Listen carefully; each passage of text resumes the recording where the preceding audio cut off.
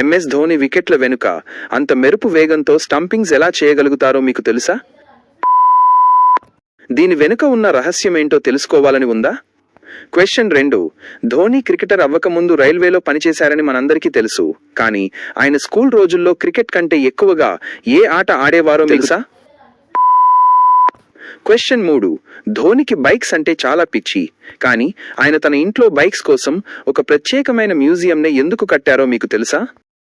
Hi friends, team India greatest captain MS Dhoni గురించి మనందరికీ తెలియని ఎన్నో ఆసక్తికరమైన విషయాలు ఉన్నాయి. సాధారణంగా మనం ధోనిని ఒక గొప్ప క్రికెటర్ గానే చూస్తాం. కానీ ఆయన ప్రస్థానం ఒక గోల్ కీపర్ గా మొదలైందని మీకు తెలుసా? స్కూల్ రోజుల్లో ధోని క్రికెట్ కంటే ఎక్కువగా ఫుట్బాల్ ఆడేవారు. ఆయనలోని ఆ గోల్ కీపింగ్ నైపుణ్యమే ఆ తర్వాత క్రికెట్ మైదానంలో మెరుపు వేగంతో స్టంపింగ్స్ చేయడానికి ఆయనకు ఎంతగానో ఉపయోగపడింది.